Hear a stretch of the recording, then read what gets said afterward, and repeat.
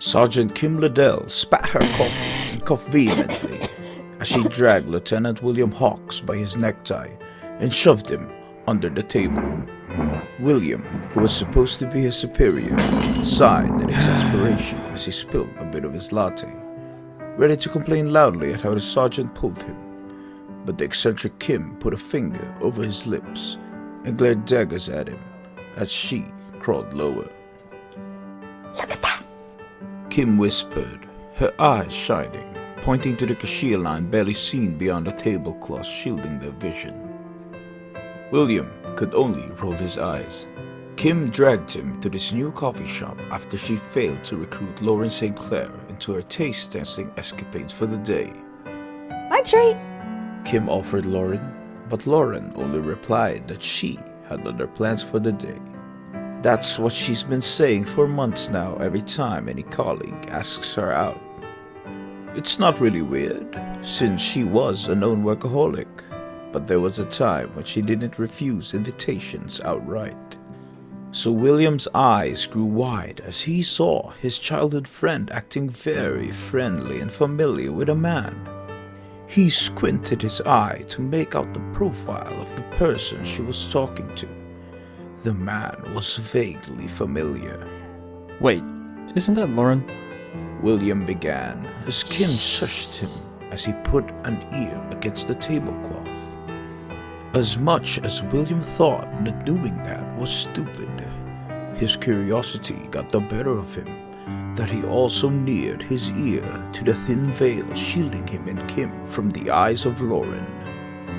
Was she laughing? There was mirth in her voice that was rarely heard whenever he or Kym would find themselves in the unusual position of being Lauren's stupid excuse to escape from a bad date. She'd usually complain how these shallow men commented about her pensive eyes.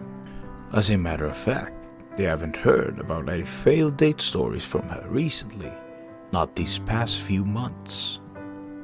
Oh, shut up, Kieran. I'm sure you don't even pay your taxes. The pair heard as Lauren and this Kieran walked towards where Kym and William sat earlier. Kieran? A light bulb seemed to have lit up in front of Kym and William as they realized that Lauren was on a date with the newest addition to the precinct, Archivist Kieran White.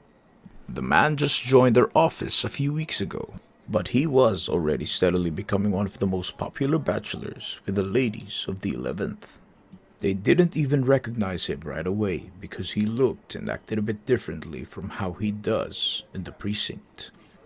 He didn't wear his usual glasses, and his hair was a lot more casual than his daily clean ponytail. The pair under the table moved in sync to avoid the new pair of legs that overtook the space in front of them. Thank the gods that it was a four-seater table, or else their workmates would have felt their feet kicking a pair of faces underneath the table. William motioned a "you're dead" hand sign to Kym, who put her hands together in a pleading pose.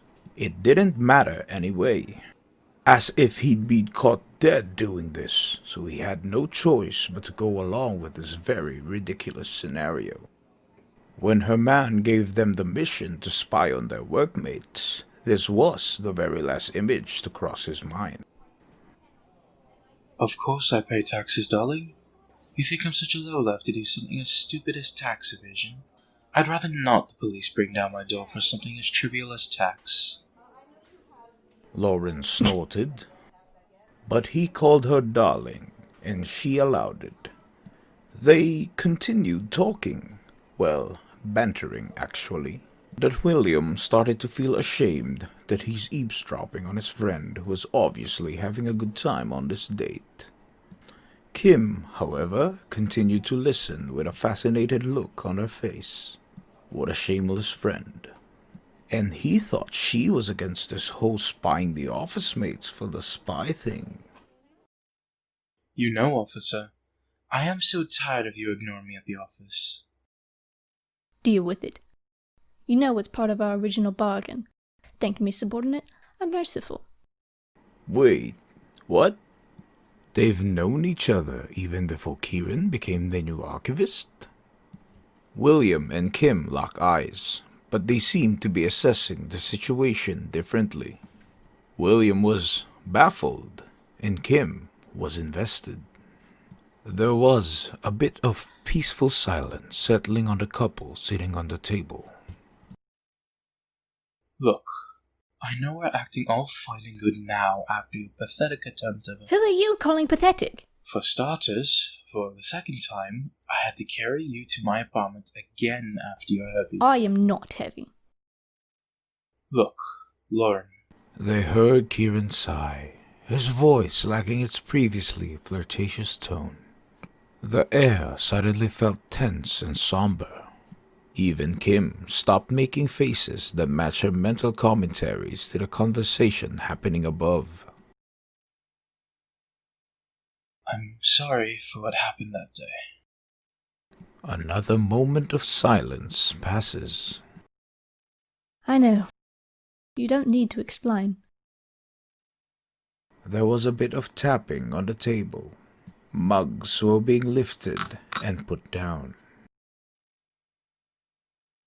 So, what do you want to do next? Kieran asked seriously. Lauren sighed deeply, crossing her legs. Kym had to do a wild dodge to avoid her face getting slammed into Lauren's boot. Obviously, we are stuck in an impasse. This arrangement is terrible for the both of us. Well, mon amour. Kieran chuckled. That shouldn't stop you from hanging out with me every single day after work. If I didn't know any better, I'd say you're starting to enjoy my company beyond a, well, professional partnership. What the heck was their professional partnership supposed to be? Why are they talking way too seriously for a date? What's the context? Why does this not sound like a casual date?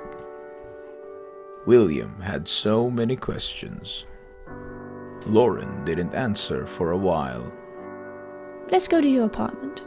Lauren said without missing a beat. Kym blushed after hearing that.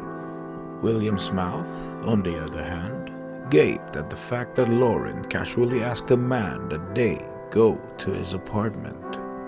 They both arrived at the same conclusion as to what that meant. And they didn't take Lauren to be someone who engaged in that sort of activity. My officer. So bold of you to suggest that.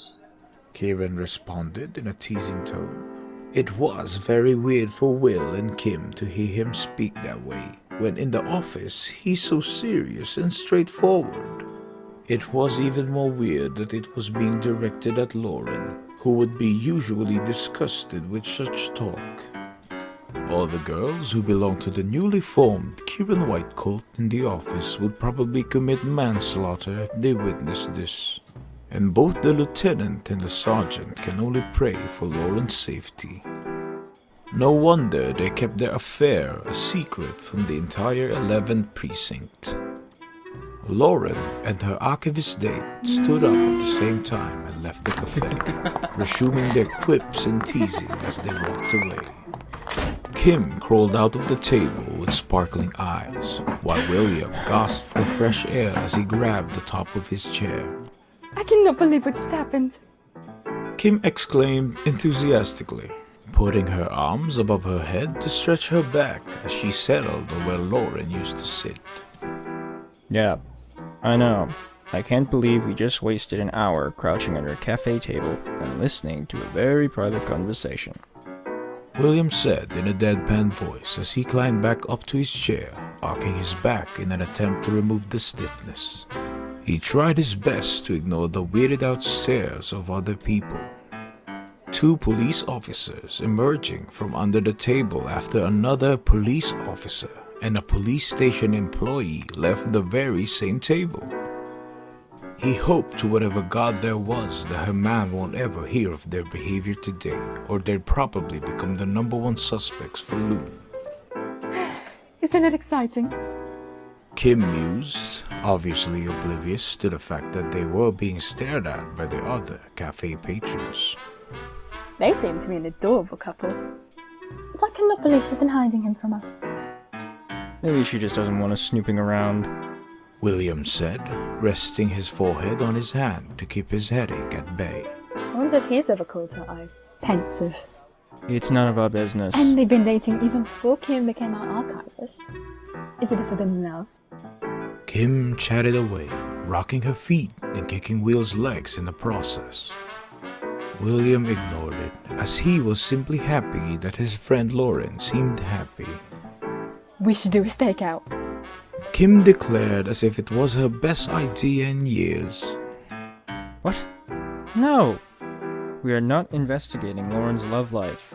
Don't tell me you're not even a little bit curious.